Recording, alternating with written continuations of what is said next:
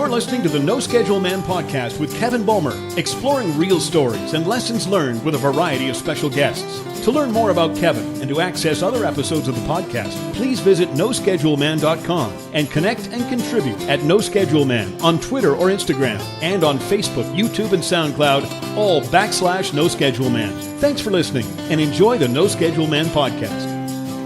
I've been known to struggle with reality. Hi, I'm Kevin Bulmer. I hope you're having a great day, and thanks for choosing to spend some of it with me.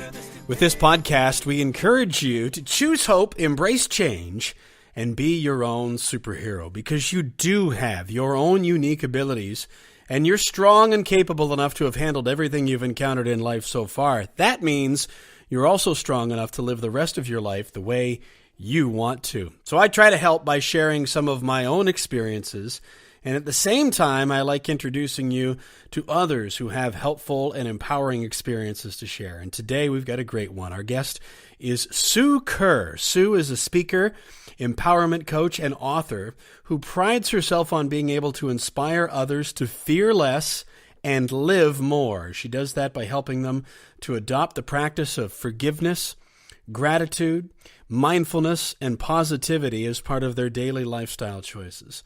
Sue, who lives over in the United Kingdom, has a 15-year background in the fields of education and social health care, specializing in mental ill health awareness. She works tirelessly with people of all ages, enabling them to achieve their full potential and instilling in them the confidence to live life their own way. Now, Sue's story is an incredible example of all the things I feel so passionately about: hope, creativity, accountability, and positive action. She's got them all covered, but as you'll hear, she did not come by living life on her own terms without significant effort, challenge, and change. She does a wonderful job of sharing her story openly and genuinely, as you're going to hear in just a moment. This chat with Sue it really was a total delight, and it was filled from start to finish with wonderful examples of hard-won wisdom that can only be earned through living the journey. And we're better off for Sue being willing to share with us. Here are a few of the key things, though, that did stand out from my time with her. Number one, just how far a facade can take us. We can get a long way, sometimes all the way through life, living behind a facade, as Sue puts it. Call it what you like, a mask, a persona, a facade. In any case, when we're living behind that facade of not being true to ourselves, and without even necessarily being aware of it, we can be doing ourselves incredible harm by putting up appearances that don't really necessarily reflect how we're really feeling, all because we fear being judged by others. It's amazing how far you can get through life like that, but there is a price to pay for many of us, and Sue does a wonderful job at describing hers and what happened after the fact. Number two, the power of no. Now, this one seems almost counterintuitive, but it's a key area of struggle for many compassionate people. Sue identifies herself as having been a people pleaser, and that she almost never said no to anything, hoping and expecting that as she did everything that she could to keep everybody else happy, she'd feel validated and appreciated. Well, there's nothing wrong with doing for others, and of course, it's a foundational part of a fulfilling life, giving and contributing. But in order to fully give to others, one must sometimes employ those two letters, N-O, in order to take care of and preserve yourself. After all, you really can't be of effective service to others if you're totally depleted. And this is an area where a lot of us can stand to improve, yours truly included. I got thinking about this after the fact, and I think it's kind of ironic that some of the people that are so good at saying no could maybe stand to say yes a little bit more often, and then the reverse is also true. Number three, taking responsibility. I love what Sue Curr shares about this. One of my favorite authors and lecturers, Tara Brock, would call this radical acceptance, taking responsibility for your own experience. Listen for what Sue says about this and her own story. It's absolutely incredible, and shows an unbelievable awareness or amount of emotional maturity. It's really terrific, taking responsibility. Oh, by the way, I also love how Sue counts her age. I'm still trying to figure out or decide whether I'm 3 or 4 or 5. I'm not exactly sure yet, but you'll hear what I mean in just a few moments. This is a powerful story from a kind, genuine, and dynamic woman. It was my great privilege to spend the time with her, and I'm equally grateful to be able to share her spirit with you now. Here is my conversation with Sue Curr on the No Schedule Man podcast.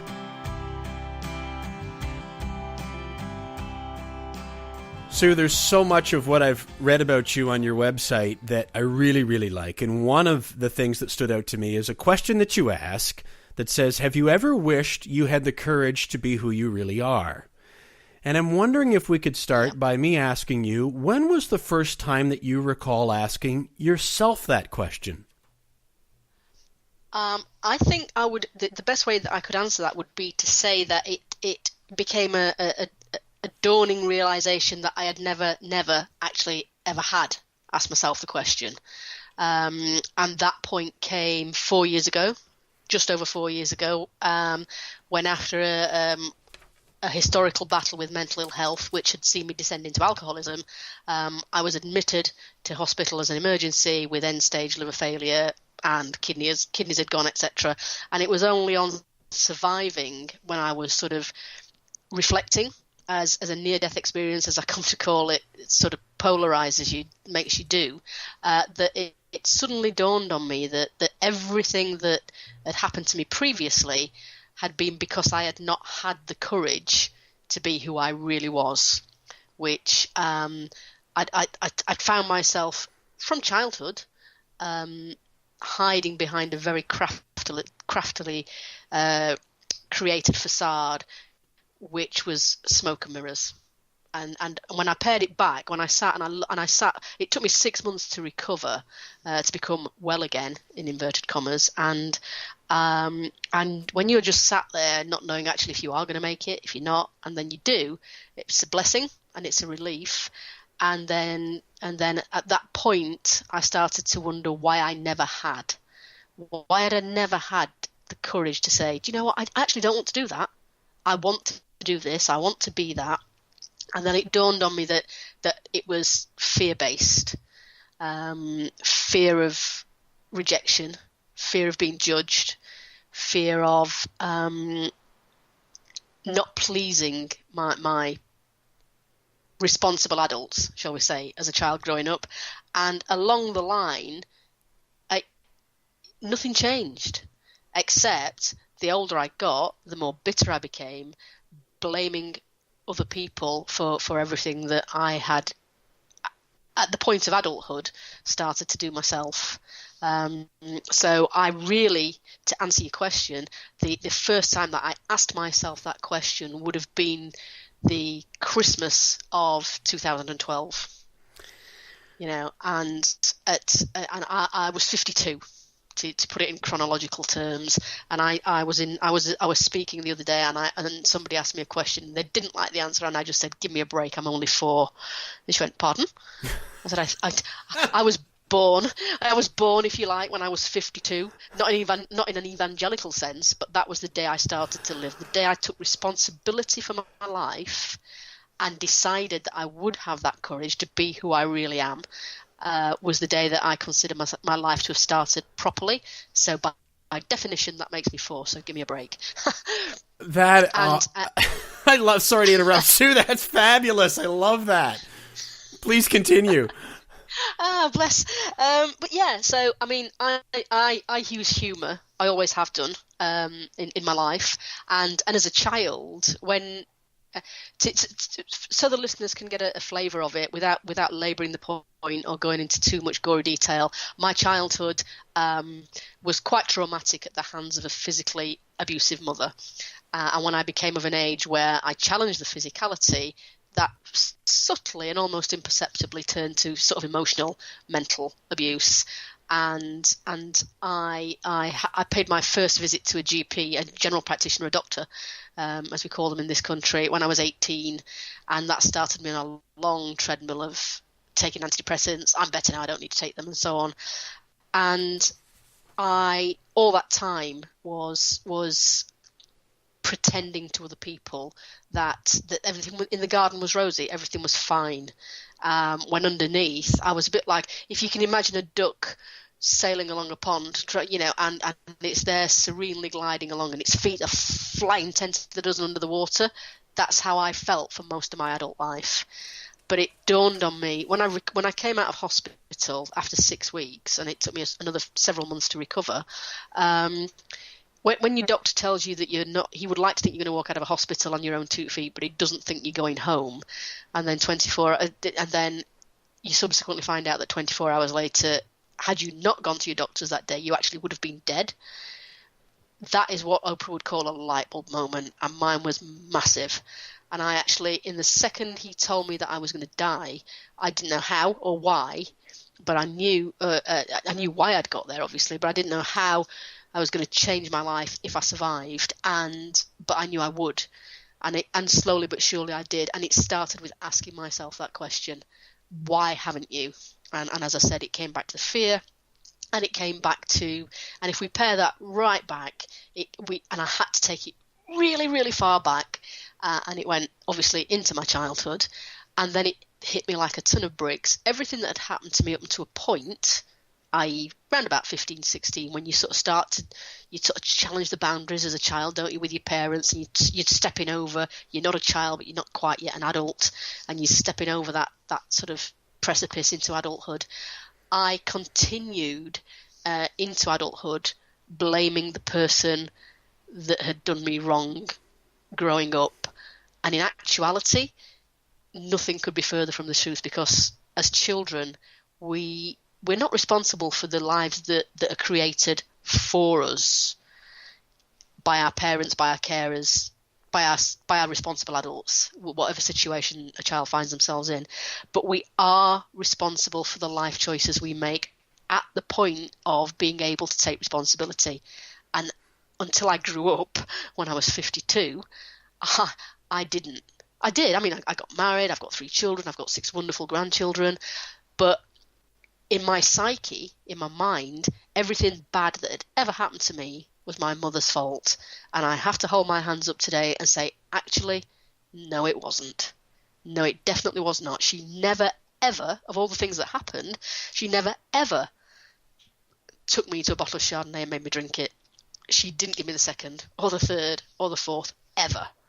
In fact, she would often be saying, what are you doing? Put that down. But in my brain, I was blaming her. So I thought about it long and hard, and I realised that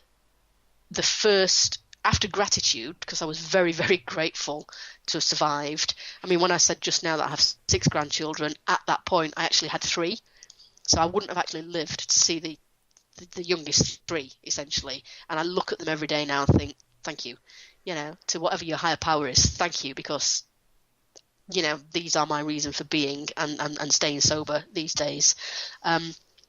But after gratitude, in the point of recovery, deciding to recover and live, the first word out of my mouth when I was sort of pinpointing things was that of responsibility.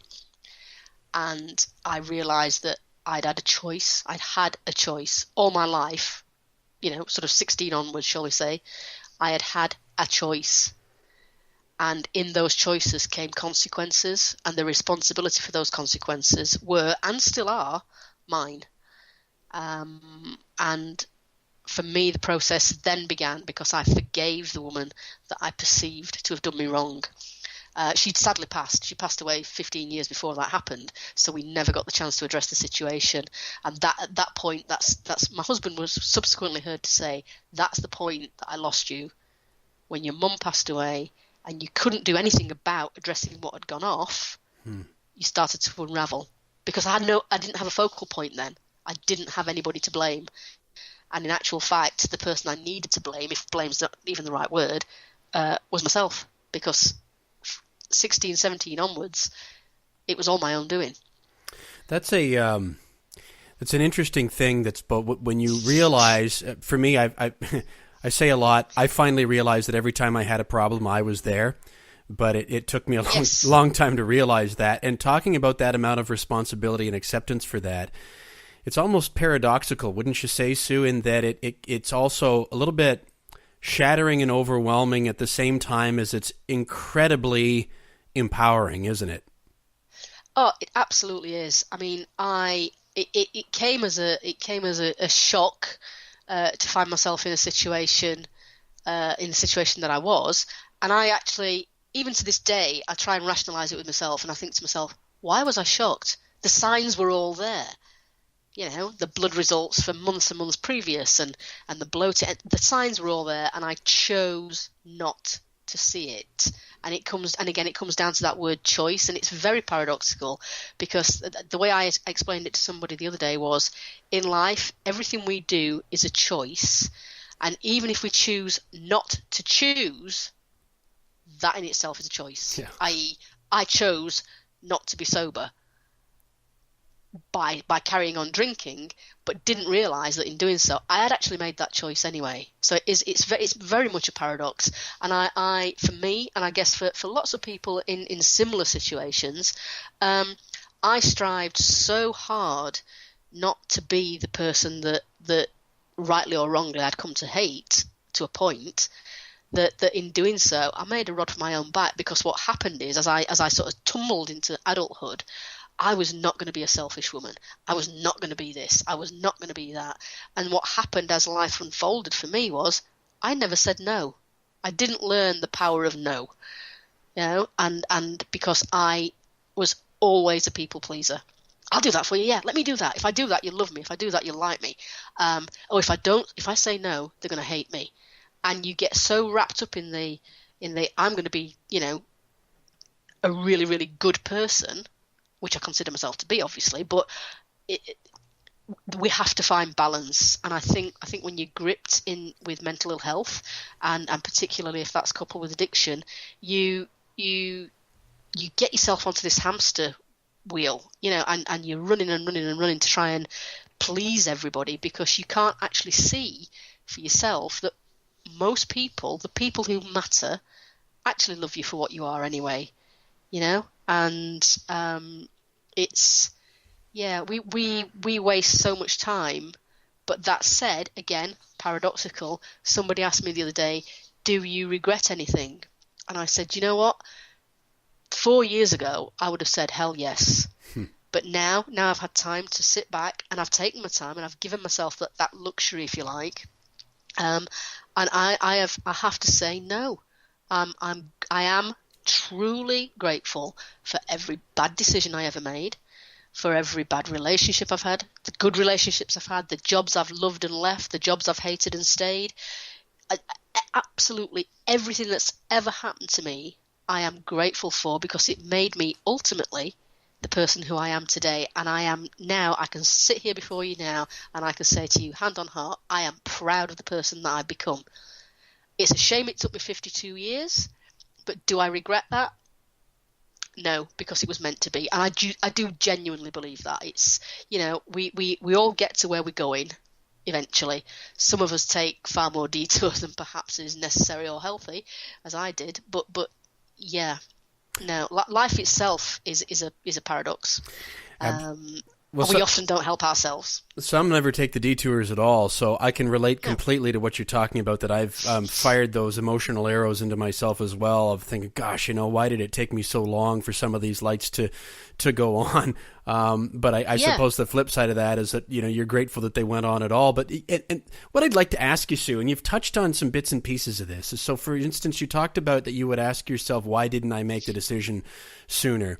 But what about that next level question, when you were at the point that you described a few moments ago, where the second part of the question is who you really are, or in a first-person context, kind of looking up to the universe or God or the force or whatever it is that people believe in, and asking, who am I and what am I really here to do? I've faced that, and I know what that process was like for me.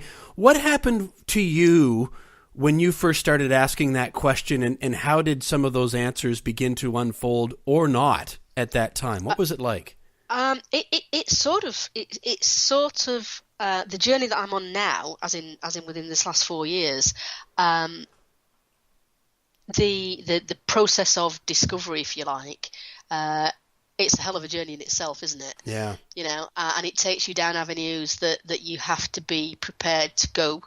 And I realised very, very quickly that I had to have, if I had no other honest conversation in my life ever, the most brutally honest conversation I ever had to have was that of the first one with myself, and start to pick myself apart, and that part of, okay, so I have survived, and the first thought in my head was, okay, I've survived. They told me I was a dead woman walking. I was not expected to live. I can't stress that enough. This is no sort of drama. This is, fact, as it were. But nevertheless, I did, and I actually, one of the first, when I was well enough to ask myself that question, the first question that I did ask myself in actuality was, why am I still here? There was nobody more surprised than my consultant. And I am a firm believer that things happen for a reason. So that would automatically lead me to question why I was here, and I truly didn't know why. But I've always written, and personally, sort of little journaling and gratitude and all that business. And a friend of mine, in the Christmas of 2014, so into New Year 2015, I'm sort of nearly just plus of 2 years, and I'd been writing a little while, and I'd gone on Facebook, much to my children's horror. Oh no, Mum's on Facebook. What's going to happen now? And they didn't friend me for months because they were embarrassed, not of me, but of what I might say, because I'm quite vocal, as you'll have gathered. And at a party on New Year's Eve on the 2015 year, a friend of mine said, "Sue, when are you going to write this book? You keep threatening to write a book," which has been something I've been threatening to do for years. And it's one of those things that, that falls into well, I can't do it because it takes too much time, and if I do that, I can't do this for somebody else scenario. But that's a different thread. But so I went home and I said, well, Jav, I don't know how to start, really. Realistically speaking, I do not know where to start. And he said, you need to start blogging, which I did, and sadly that's sort of fallen by the wayside with the way this year's taken off. But yeah, so I started writing, and I very quickly became aware that the animal that is social media, a blog or anything like it, if you want your voice to be heard, very quickly you need to have a Facebook page to match. So I started a Facebook page, which is not the one that's associated to my book, which I noticed yesterday that you've been kind enough to like, but it's my other one, my community one, which I do sort of now. And it's there. It's called Living Life from the Inside Out, and it promotes sort of gratitude and mindfulness and that type of thing. And I post on there every day without fail. And a post about if you go 1st of January 2015, there was me, my laptop, and a WordPress blog, and that's it, and a Facebook page. And round about 9 months into that particular strand, I did a post on mental health, because it's something that's obviously very close to my heart, and in this country, and I know from the talks that I've done in Canada and the US, it's very much still a stigmatized illness because it's invisible largely. People don't understand it. You can't see you can see a broken leg. You can't see somebody's, mental ill health. So I'm very vocal about it. And I wrote a post along the lines of, we need to, all of us, have the courage to be who we are because, people love us, etc., etc. And within an hour of my having done that, 3 people contacted me privately, 2 of whom I knew. And the first 2, both people I know, said to me, they don't know each other, and independently of each other, they said exactly the same phrase, which was this: Sue, please don't stop doing what you started doing. Because of you, I've had the courage to. And then detailed their experience. The first one was a lady who had gone to the police to report her brother for 18 years of historical sexual abuse. And the second was a chap who had told his boss that he was leaving because he could no longer work for a man who didn't understand mental health. And I have never, ever felt so humble in my entire life. Although I was a bit disturbed that somebody had left their employment, but that was his choice. And at that point, the girl said to me, you are changing lives in such a way that you can't possibly imagine. And it was a second light bulb moment for me, and I just sat back and I actually cried with gratitude, and at that point it dawned on me that everything that I'd gone through, which subsequently led to me, nearly killing myself essentially, if that was the reason that happened, was for somebody to be ringing me up saying, I've had the courage to go and report my brother for 18 years of historical, and this is going to a massive case now in England within this next 6 months. And, if I don't do anything else of, I won't say significance, that's not the word I mean, but if I don't make a difference to anybody else for the rest of my life, I will die happy, because I changed that person's life for the better forever. And at that point I knew why I was here, and it sort of snowballed from there, and the writing sort of took off, and now I'm speaking to people like yourselves, thankfully, and here in this country, and doing the same with clients and so on. And little by little, if I go to bed every single night, I go to bed and I pride myself that at some point that day I've made a positive difference to somebody else's life, then I'm a happy little bunny, because none of us need to walk this road alone, and far too many people get themselves into situations where they think there is no alternative. So you've touched on something that I'm beginning to find out, or have been, especially since I started to pursue this podcast, although I was aware of it prior to that, and have become a lot more passionate about the belief in the time since. And that's in referring to when you have people reaching out where you're just sharing sincerely from your heart. You may as well be journaling and writing things down into a form where only you're seeing it. But when you're open enough to share your experiences for other people to see, it's up to them whether they want to consume that or not, but you're just doing what you do. But you're doing it in a genuine way. My point about it is this, is that I think that we almost get conditioned.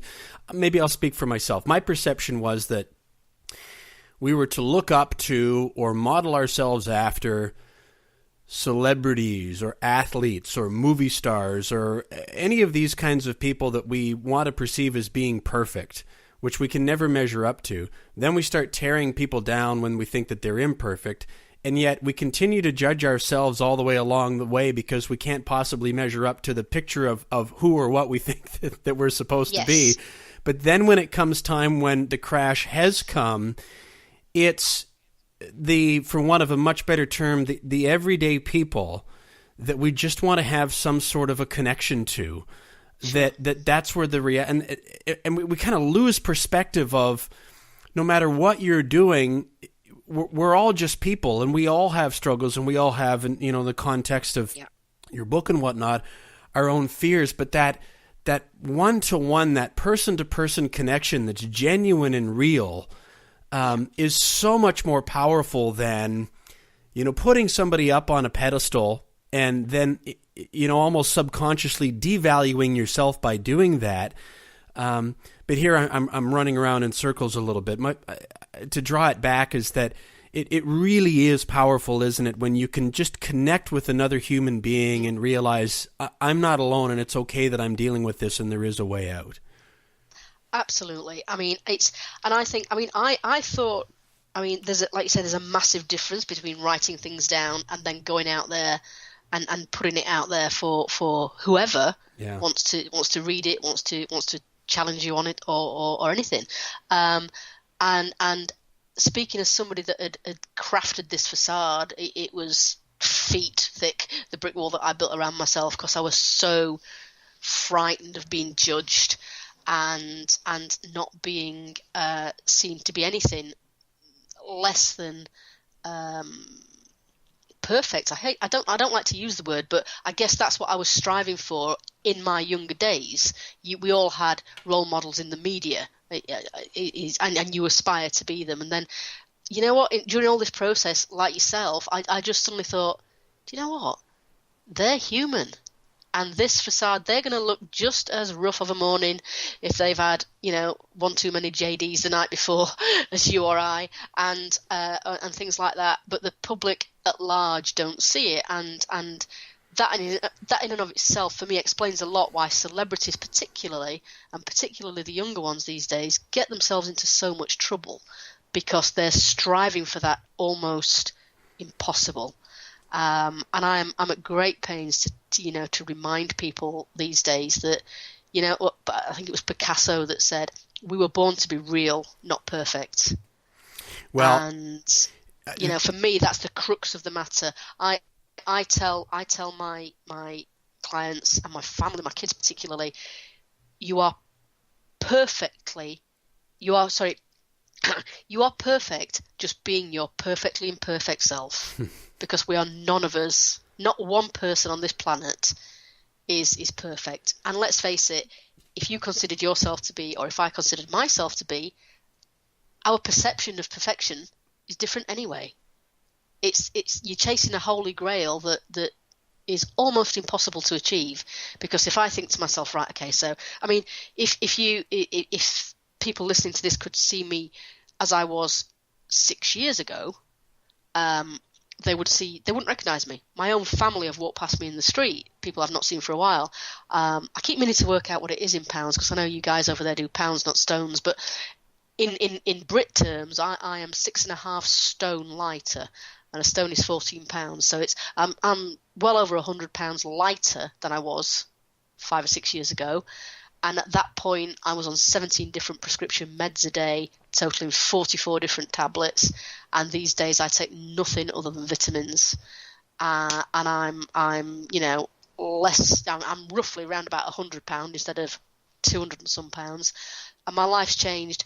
But am I perfect? Hell no. I've got 2 kids, and I'm not perfect. As my grandchildren remind me daily when they see me without any clothes, and I don't. That's but it's fine. It's okay. It's okay for all of us to be who we are, as long as we're happy.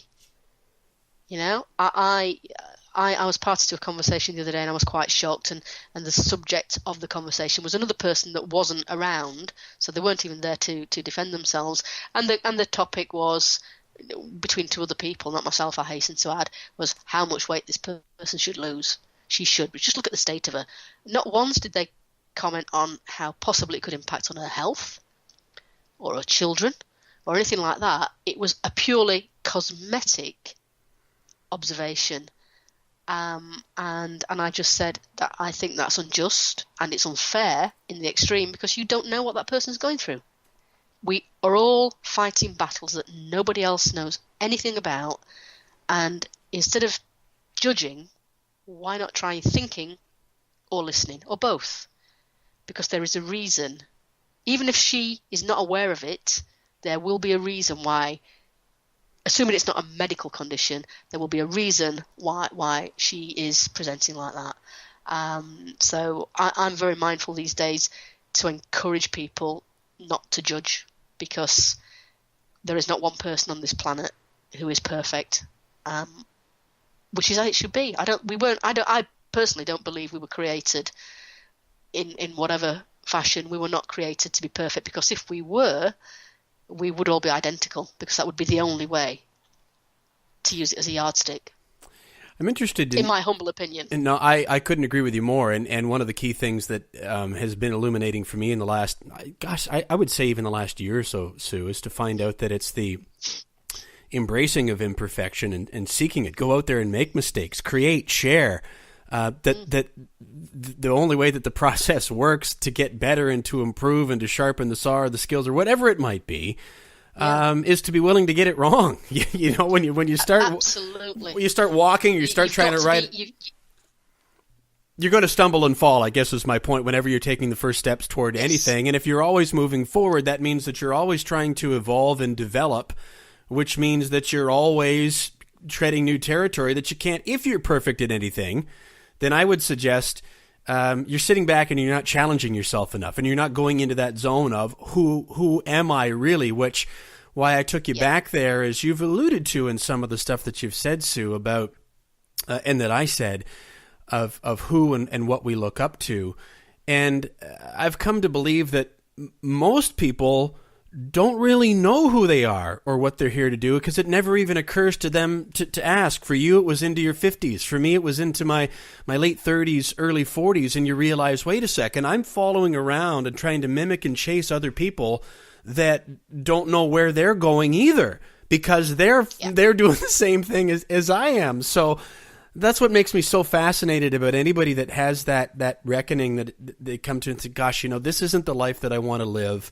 This isn't what I'm really here to do, and I'm going to start asking those questions. But where I'd like to take it is, once you started to get some of those seeds back from the universe of, no, this is what you want to do, Sue. Here's where I want you to channel your energies, wherever those messages were coming from. What was it like to be in that fragile of a state? And I'm only just imagining. You talk about the mental health, the recovering from alcohol, the amount of prescription medication. Your physiology would have been all over the place going haywire. So for you to be in that state physically and emotionally, and to come to a point where you're thinking, you know what, I'm going to start to create, and I'm going to start to share. So basically, when you're at your most vulnerable, you decided to turn yourself over to other people and invite them in. Tell me about what that was like. I never do things by halves, and my husband particularly was a bit wary, and he because he's like, so you can't, you spent years hiding, and even the closest people to me, outside my husband and my children and my sisters, didn't realize how far down the path of self-destruct I'd gone until I came out the other side and survived. They, very few of them knew I was in hospital even, because I'd become so good at social media. I was so prolific, and I was very good at saying I was going to go to parties and not turning up, and being on the phone, and people didn't actually realize. So my husband was very, very wary that suddenly I was going to bear everything, warts and all, and I just said, I've wasted enough time, and I didn't know, and I was terrified. I was absolutely terrified, and it's why I took, bearing in mind that I started the writing and going public with it at the end of 2014, so it was just fraction over 2 years I was into recovery, and I'd done a lot of soul searching, and I'd done a lot of research into the physiology and why fear impacted so greatly, and that all I looked at every aspect of my life, so that I actually had the luxury of time to get my head around it, if you like. I was vulnerable. I still feel incredibly vulnerable at times. The people that know me well can see that in my face when obviously when I'm around them. And I did a talk the other day, for instance, and I was thrown a curveball because I was an invited speaker, and I was in a very small group of about 20 people or so, 25 people, and one person particularly was taking not one blind bit of notice what I was saying. She was on a mobile, she was writing, and I'm thinking, and it kept throwing me off my stride because my eye kept being drawn back to her.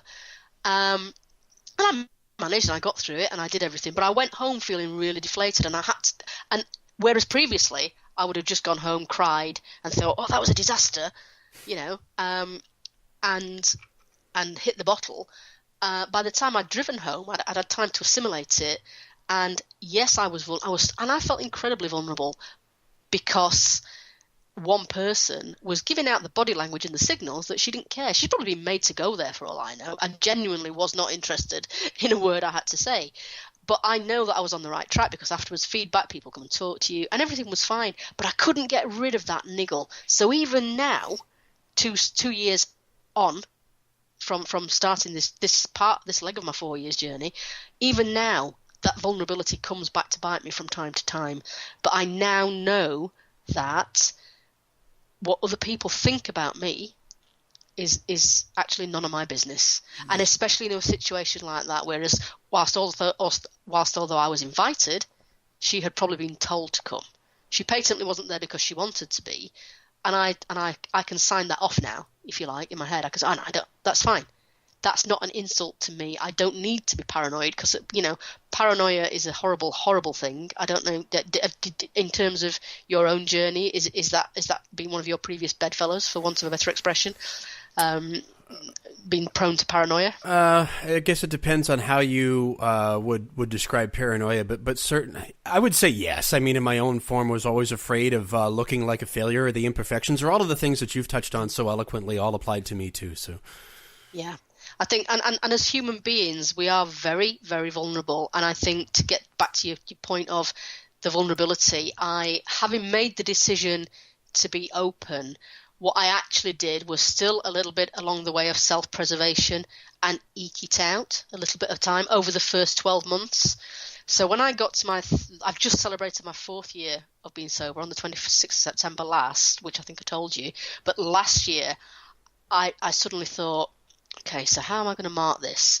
Because I the first couple of years I'd made a post like 12 months on, grateful or whatever. And I wrote a bit of a personal post on my personal timeline, just sort of saying it's 3 years, and so on. And I got such a good response from it that I thought, it felt right. It felt right because it was my anniversary, and it felt right that from my friends I had such a supportive, you know what it's like on Facebook. Your friends go, "Oh, well done, Sue," and all that type of, you really just nice comments. And it was just the spur that I needed to have that extra ounce of courage that had been lacking up to that point. And I sat back and I thought, right, I need to do this now, today, while it's still actually my 3rd anniversary. And I actually sat back, I went back to my laptop, and I turned that tiny post to my friends into a blog post. And for the first time ever, I put a before and after picture of me on one of my blog posts, which then subsequently went onto Facebook and LinkedIn and all over the place. And the photograph was of me at not quite my worst. I did actually get worse than that state. If you go back, I'll tell you where to find it later. But the before and after, if you like. And the blog post just said, "Sober, grateful and proud, 3 years on." And then a full-length post, warts and all. And it went mad. My news, because I then reposted it on Facebook. And people who have known me literally all my life were ringing me, and I spent 2 days on the phone and private messaging and texting people. And I got into so much trouble because they knew. A girl said to me, "Well, there were whispers, there were rumours that you had issues and you had problems, And I said, well, they weren't rumours, they were true. That people just, they didn't know what to do to help me, and I wouldn't have accepted that help anyway. But at that point, that's how I got over that hurdle, if you like. And now, at 12 months further on from that, I literally have spent the last months talking to people like yourself across the world. Next year I've been invited to go speak in India and The Hague, in the Netherlands, and in London, and all on the back of this, because for me, it dawned on me after that 3rd year anniversary post that it wasn't, I had been so open and so vulnerable and allowed myself to be seen so that people knew that I was real. That actually, yeah, what we're seeing is what we are getting. This is not a load of baloney. This is not just Sue deciding she's going to write a book and try and sell 1 million copies or wherever. This is really, really her. And that was the difference. The difference was I wasn't writing particularly anything different to what I had been, but I had shared my most vulnerable self and was happy to do so. And I am lucky, I guess, and I am eternally grateful. But since that point, just over 12 months ago, my feet haven't touched the floor, and people are coming to me daily almost now saying, "What would you do if so-and-so, can you speak to them? Can you come and talk?" And I now know that the missing ingredient, if you like, was the fact that I had been, even up to that point, 3 years in, and feeling confident and sober and grateful and proud and all that, I had not had that courage to allow other people to see me at my most vulnerable. And don't get me wrong, the book when it comes out it's very definitely not a woe is me. I don't buy into that. It's my philosophy in life is not woe is me, it's why not me. And the why not in my case was because I didn't have the courage to take responsibility for my own choices, and I pretended for far too long to be somebody I wasn't. And what I am, hopefully, comes across as somebody who cares. Bottom line is, I care, and my why now, when my should rather, as in I should stop drinking, became a must, as in I've got to do this or I am going to die, I knew I had to do something with that.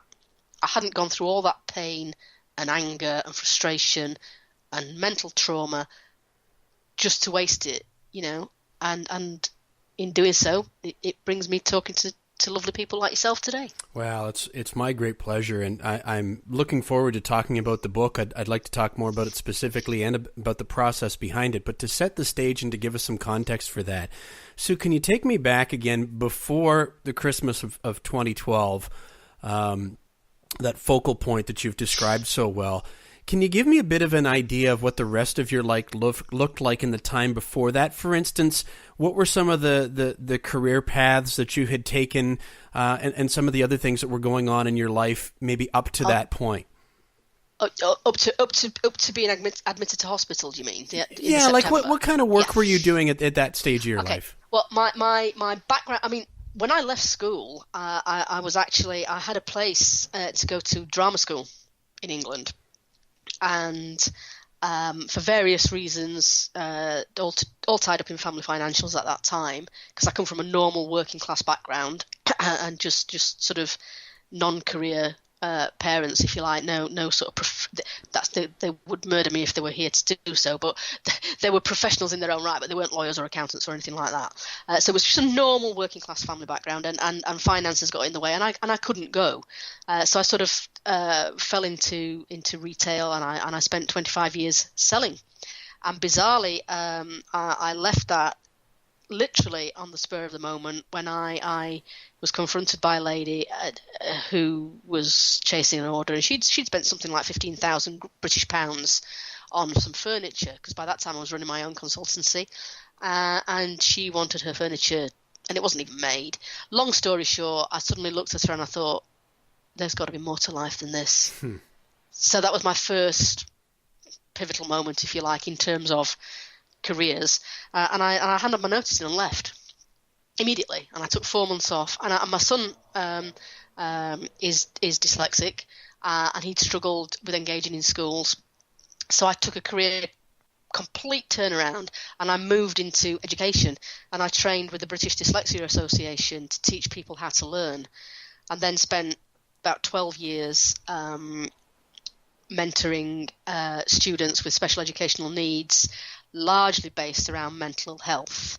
So and for me, that at that point was a dream job, because I was combining my two passions in life: raising mental health awareness, because by that point I was on nervous breakdown number 4, and children, because as a damaged child, I know without a shadow of a doubt that it's far, far, far easier to raise a whole child than it is to mend a broken adult. So for me, working with children who were facing similar difficulties to me, in that some of them were from abusive backgrounds, but certainly with their mental health issues, then I could totally identify, and it was a job that I loved until the pressure became too much. And in the British education system, pressure is something that unfortunately sees many staff burn out, and that pressure, combined with my already out of control drinking, served to sort of speed that side of my life along. And that sort of, my leaving education, it sort of clashed with the for me the process that almost finished me off altogether, which was my son, who by that time was completely engaged in education and had got a good military career, was sent out to serve in Afghanistan. And he lost several friends, sadly. And today, the irony is not lost on me, because the 11th of November in this family is always a very poignant day. And the worst picture that there ever was taken of me at the height of my self-destruct button having been pressed was the day I went with my husband to welcome him back safe, well and whole from Afghanistan. And I look at that picture now and I realise how far down that slope I'd gone. But up to that point, the previous sort of 13 years or so, I'd been doing what I do now, but for young adults. When I became well, I did a stint in adult mental health, social health care, and again, just sort of moving from sort of late teens into young adults. So it's an overriding passion, and now I've left that behind, and I've taken the life lessons and coupled it with my professional experience, if you like, and the training and so on that I did during that time to now turn it around, and now that I'm well, combine everything, because I think very often people fall into categories or careers, should I say, that they have all the formal training in the world but very little life experience. And again, coming back to gratitude, I actually have seen the coin from both sides, so I can be very empathetic with people and hopefully empower them as I intend to do, because far too many people, especially in young adults, they for whatever reason think they're useless, and they're so not. We all have potential, all of us, and we can fulfill that potential, and we're not all destined to be accountants and lawyers and brain surgeons. We are, all of us, on this world for a reason. I do truly believe that, and like you touched on previously, far too many people don't know why, because they don't ask themselves, because without wanting to sound insulting, they did what I was doing for so long, which was existing. I was striving to be something that I wasn't. I wasn't Mother Teresa. I was trying to be that all-round good person, and actually Mother Teresa, God bless her, she was and I'm thinking, she is the exact polar opposite of my female role model growing up, and I would be more like her. And in trying to attain the unattainable, because there's only one Mother Teresa, let's face it, I got myself into a whole lot of trouble. And what I say to people now is, if you're going to coin the phrase, I've wasted my life, just ask yourself this: are you doing what I did for so many years and living a life that is a second-rate version of somebody else's? Or are you going to be the best version of yourself that you can possibly be? And for me, in the training that I've had, and in my work with children and young adults, that is the best advice I could give to anybody through the whole of this, through my personal experience, through my career. Be the best version of yourself that you could possibly be, and you'll know the difference. You'll know the difference between living and existing, because there is a massive, massive difference. Wouldn't you agree? Do you find that now in your journey? Are you aware of the fact that you're living in the moment, the fact that you are embracing each day fully? Yeah, I'm absolutely. I'm at an interesting place, Sue. You're being very genuine with me. I'll be genuine with you. I'm at a point now where I've got sort of 1 foot on solid ground and 1 foot off the edge of the cliff, and I'm just struggling with when is the right time to jump. So that like you, I had a series of things. For me, it was actually, our timelines were pretty similar. It was late 2010, early 2011, where everything kind of collapsed around me, and I didn't know prior to. Yeah, I had a look at your website as well. I sort of got the gist of your. Oh, did you? Your background, as it were. But yeah, sorry, I interrupt. Please no, not at all. I just, all of the labels, and you've used some different terminology, but the same was true for me. All of the names that I had attached to myself that I didn't see at that point, that I was using to basically validate my existence and self-worth, even though I thought I was happy and likable and a good, at that time, husband and dad and all of those kinds of things. I didn't know that I wasn't happy. And like you, it was a good 2 to 3 years where all I did was just kind of exist and learn how to be present and be grateful and live with less, and that was extremely valuable. But there was a key part of me too, Sue, that missed that goal achievement-oriented part of the personality that I always was proud of, but I was afraid of getting on what I would call back on the treadmill, or as you've described, the hamster wheel, where you're just always going, but you can never find happiness because you're treating it like a thing as opposed to a choice that you're, well, once I make this amount of money, or once I get this book finished, or once I, whatever it might be. And then you achieve those things and you arrive at them with some sort of emptiness because there's always another mountain behind the one that you just climbed, right? Absolutely. I say to my kids particularly, and the older of our grandchildren, the ones that are old enough to understand, happiness is a verb, and by definition, in England we call it a to-do word. It's a doing word because it's a verb, but it's also a choice.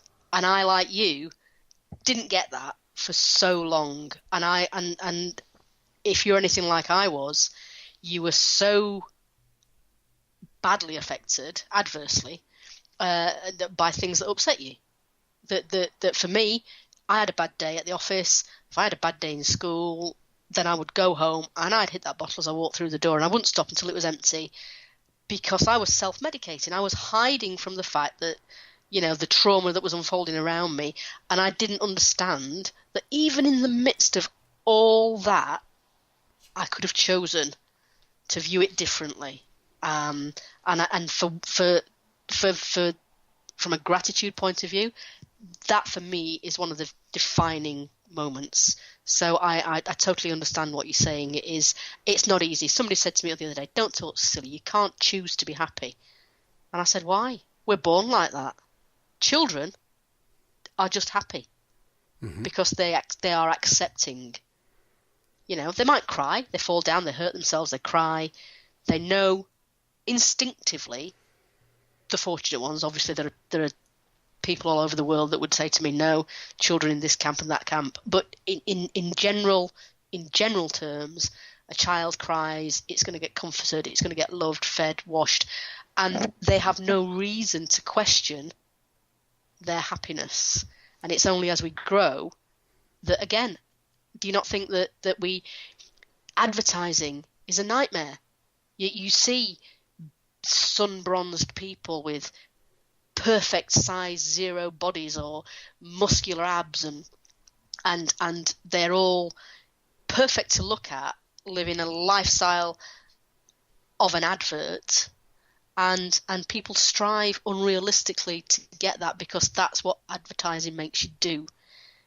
But it's dependent, the happiness in the ad, for argument's sake, is dependent on you buying their product or taking their holiday or going to this concert, whatever it is. And we are, as a race, I don't know if you agree, but as a race, we are very, very easily manipulated. And it's when we realise that we don't have to be that you get the kickback. But I don't know about you. Having said that, you realise now that happiness is a choice. Did the people around you, when you made that choice, A, wonder what had happened to Kevin, and B, albeit in the best of senses, be advising you can't do that because don't do this, and people, for me in this country, I don't know if it's a British thing, but the Brits tend to, they love an underdog, and anybody that strives for greatness, whatever that greatness is. And again, I'm not talking about sort of flying to the moon or anything like that. We love an underdog, but we like to knock people down really quickly. And lots of people who were in my life when I was drinking are now not, because they're still drinking, and I haven't excluded them. They just choose not to be around me because they feel, I guess, vulnerable. And I don't know about you, but I'm not I'm quite happy. I'm off to London with a few girlfriends next week for a couple of days, and I'll be the one taking the Prosecco, and I will quite happily watch them have a drink and a tipple before we go to the theatre, and then we'll all go home together, and I'll be the responsible adult, and that's absolutely fine. But lots of people who were in my old life choose not to be in my new life because they feel threatened, and that saddens me on many levels. Yeah, I to go back to what you had originally asked me, about being present and finding more moments of happiness. It occurs to me that here I am talking with you, in another part of the world, and how just incredibly grateful I am to have the opportunity. And this conversation, Sue, wouldn't even be happening if I hadn't got to the point, and you the same, to start to push myself out, to do the things that really felt more in line with who I was, and to explore the things that I was genuinely curious about. And as for me, as you know, as we've talked about over email on our own time before this conversation, I made the decision to cut alcohol out of my life as well. And part of that came from reading a book and being confronted with the idea of looking back on your life, imagining that if you're fortunate enough to get to your 80s or 90s or whatever the time is, and then looking back on your life and then asking yourself, was it a success or was it not? And if the answer was anything other than yes, what were the things that you didn't do that you wish you had, or that you'd done more of that you wish you'd done less? And that started to really wake me up, where I thought, okay, at that point I was in my late 30s, and I thought, whose life am I living here? Is this really what I want to do? And so when I said that I'm at the point now of sort of one foot on the ledge and the other off, I've done enough work to start to build toward doing with all of my time what I really feel passionate about, but I still have a good part of me, Sue, invested in something that, honestly, between you and me, my heart's just not in. It just allows me to pay the bills. But I don't want to say a whole lot more than that, depending on who's listening right now, because my integrity is important to me, and I want to make sure that I do the best job for whoever's in front of me. But to continue along that line, to go, you know what? Nothing stays the same forever.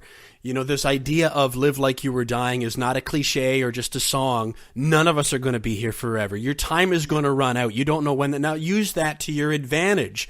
Go and do what you were meant to do. And don't worry about, some people will judge you, but you don't know whether that's because they don't like what you're doing, because they think it's bad. More likely it's because they're finding a despair in wishing that they had the courage to be true to themselves, and that what you're doing is a reflection back to them. But you can't let that be your problem, right? So you've got one life, you got to go out. Absolutely. I mean, I very often can be heard to say now, do you know what? Because somebody said to me the other day, you're so much is happening for you. How are you coping? And I just said, very well. If by that do you mean am I drinking? The answer to that is no, because now I'm high on life, and trust me, that's the biggest high that I've ever had. Because now opportunities present themselves. When you reached out to me very kindly and we had that conversation, and here we are today, I will say yes to opportunities that present themselves to me, as long as they're not illegal, and particularly more so if it hopefully at some point will have a beneficial effect. I have no way of knowing if this conversation between ourselves will change somebody else's life somewhere in a different part of the world, because I liken it to dropping a pebble in a pond. You never see how far the ripples go, but as sure as eggs are eggs, if you don't drop that pebble in a pond, nothing will happen. And for me now, it's not about the how anymore, whereas before it was, how am I going to do this? How? No, I'm going to do it. I'm going to do it. I said 12 months ago, I put it out there that my husband and I were going to India next year, 2017. And he was like, yeah, whatever, Sue, yeah. And I'm telling you, it's happening. One of these days it's going to happen. And then 2 weeks ago, I get an email. I open my email box, my inbox, and I go, really? What? And it's 6:30 British time, and I just went, really? And I had to read it 3 or 4 times, and it was an invite to go and speak at the WEF Women's Economic Forum in India in May next year. And whoa, that wasn't even on my radar. I didn't even know that organisation existed until that email landed in my inbox. But an interview that I'd done with a fellow a woman I'm a member of the Women's Speakers Association, a fellow speaker in the association. I'd done a chat similar to this with her, and word had got back to India, and they want me to come and speak, and I nearly fell off my chair. So I am going to India. I'm not going with a husband on this occasion because I'll be working, but we are still going to go. But I said to him, that is just one example of what will happen when you start to do things. The conversation I had originally that resulted in me going to India next May actually happened 9 months ago. And that's it, and it's just like, whoa. But if I hadn't had that conversation, somewhere along the line, the person that needed to know about me wouldn't have, because that had not happened, if you follow my point. No, so now I have developed an insane almost sense of urgency, because to go back to what I was going to say, which was, I for sure, at 56, have far less time to come than I've already had. And whilst I now don't consider my 15 years in the wilderness, the 15 years where I was drinking heavily, which subsequently descended as it did, I now don't consider that as wasted years, because I am proud of who I am today. But there's still a little bit of me that thinks, if I hadn't, this could be better, bigger. But that's me. That's my self-critique kicking in, and I have to backheel that sometimes and say, no, get away, because you are telling people they're good enough how they are, and that includes yourself. Yeah. It's a case of physician heal thyself, isn't it? Yeah. You can tell and make people understand, but try and do it yourself on yourself. It sometimes doesn't work as well, but I must be doing something right. That's all I can say. I think you're doing a lot of things right. Sorry to interrupt, Sue. I wanted to make sure, but before we wrap up and run out of time, I wanted to make sure that we talk about the book. And so I'm wondering if you could take a couple of moments and tell me a little bit about both the process of deciding to jump into it and creating and I take one run at it. Talk about imperfection, huh? There's one strike. Fearless, fierce, and fabulous. 10 steps to having a positive self-image, increased confidence, and soaring self-esteem. What can you tell me about that process? Well, that process started about 18 months ago. And again, it was one of those opportunities that I was talking about. A Facebook ad popped up advertising a writers' conference in Manchester, which I thought, I'm going to do that. And I did. I went along, and it was run by he wasn't there, but it was run by Jerry Roberts out of Black Card Books, who are a Canadian company they're based in Toronto, and they did a workshop. And long story short, I ended up going into their stable, and he came up with that title, and I just laughed, and I thought, really? Oh dear. But that was me panicking. That was my panic mode, because I'd not yet gone over that threshold of being vulnerable, and the plan was that it actually would have been out by now, but various family issues at this end, health issues with family members, sort of got in the way, and so now the book itself is due to come out spring next year, which actually I think is better, because it's been tweaked and rejiggled about, and I think will bring more value to people when they read it, purely because of the life experiences that I've had in this last 12 months. But the title in itself, Fearless, Fierce and Fabulous, has actually spawned the umbrella which I work under now, which is Fear Less, Live More, because that's what I spent far too many years not doing, or doing. Whichever way you look at it, but the steps in and of themselves they will touch on basically what we've talked about. They're individual standalone steps, because not everybody, because it's mental health based, it's a self-help guide essentially for anybody that certainly suffer with the issues that are on the front of the cover: self-image and lack of self-esteem, confidence, and so on.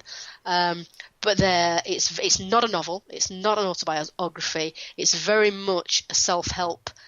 I like to term it as a motivational guide, in terms of, if you're afraid of something, so there is a step. I don't call them chapters. I call them steps. There is a step on fear, for instance, likewise of choice and responsibility. And they're all in some way intertwined.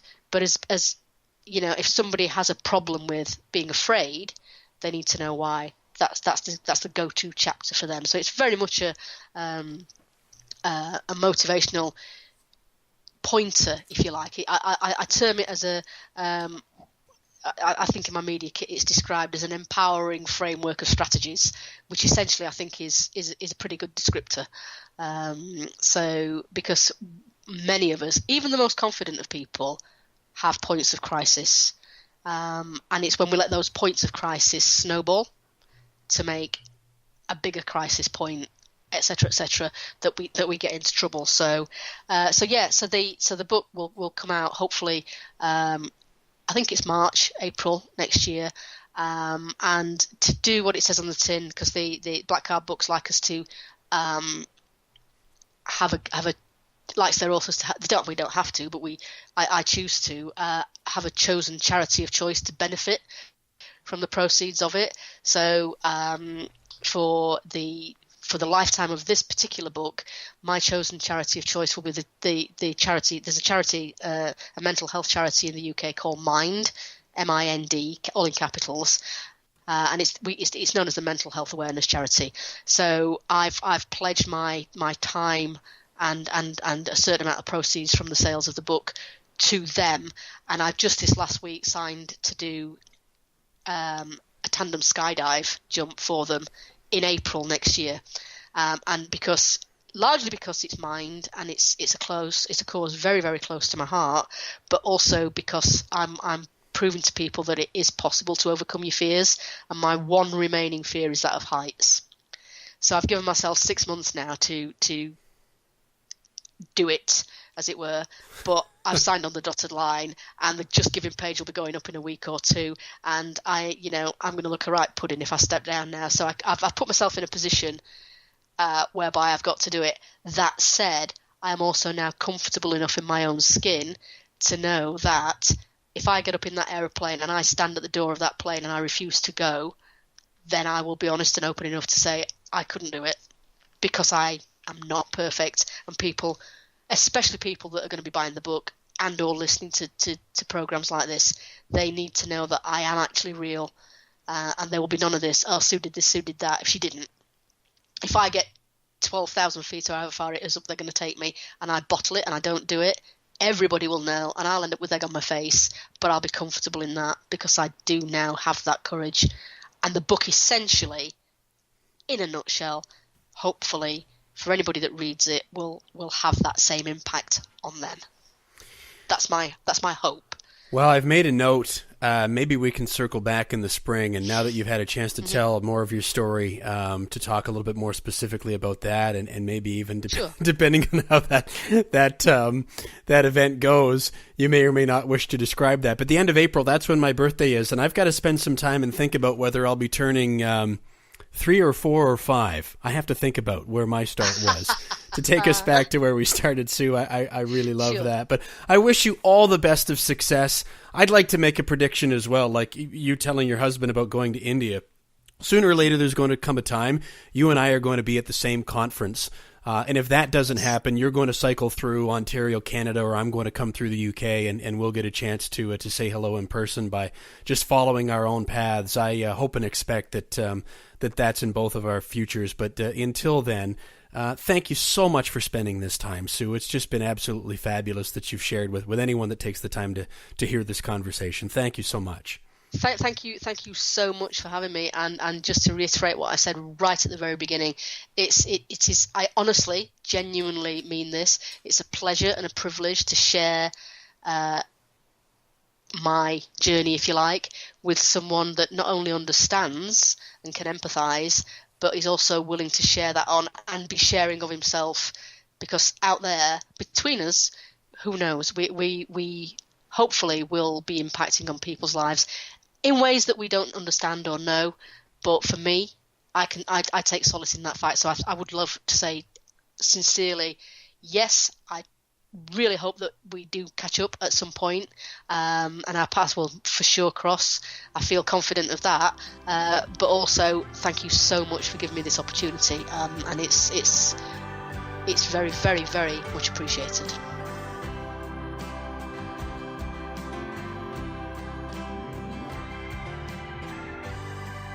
You can connect with Sue on her website at suecurr.com.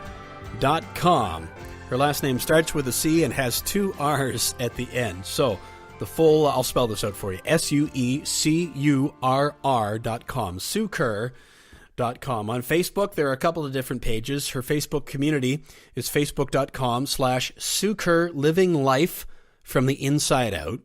Her author page is facebook.com/SueCurr Fearless, Fierce, Fabulous. On Twitter, her handle is Sue Curr. And on Instagram, Fearless, Fierce, Fabulous. But if you're driving or somewhere where you can't write all that down, just remember Sue Curr and then put a .com at the end. That'll take you to her official website, and all her social channel links are listed up there as well. Also, especially if you're in the United Kingdom area, or really anywhere around the world, if you'd like to look into and or support Mind, which is the mental health charity that Sue referenced, please visit them online at mind.org.uk. Sue mentioned that she is going to be trying to do some beneficial things for Mind as part of the release of her book. Mental health charity at mind.org.uk, doing some great work. And do keep an eye out for that book, Fearless, Fierce, and Fabulous. As you heard Sue mention, she's targeting to have that out sometime in 2017. You can keep track of that and pre-order the book too at suecurr.com. But do reach out and say hi to Sue. I know that she would love to hear from you. And so would I. Drop me a note. You can do that at kevinbulmer.com. NoScheduleMan.com goes to the same place. All my social channel links are listed up there too, right up on the upper right-hand corner of the front page at NoScheduleMan.com. Just underneath that, you can sign up for the No Schedule Man email VIP. Would love to have you as a part of that group. When you do that, you're going to get a 4-part email series that you can't get anywhere else on hope, creativity, accountability, and positive action that goes out as part of that. You'll also get a PDF of 5 terrific life lessons that were gleaned from the first group of guests from the No Schedule Man podcast, and an MP3 of one of my songs, Deja Vu, which is the tune that closes every podcast. It should be coming up right underneath me here any moment now. I'd be grateful if you'd share and subscribe this podcast. You can do that on YouTube or SoundCloud, or you can subscribe, rate, or review it on iTunes. Just go to any one of those platforms, search Kevin Bulmer or No Schedule Man, and you'll find us. Thanks again for spending some time with me. I really do appreciate it. Until next time, remember, choose hope, embrace change, and be your own superhero. I'll see you next time on the No Schedule Man podcast. Just a little deja vu.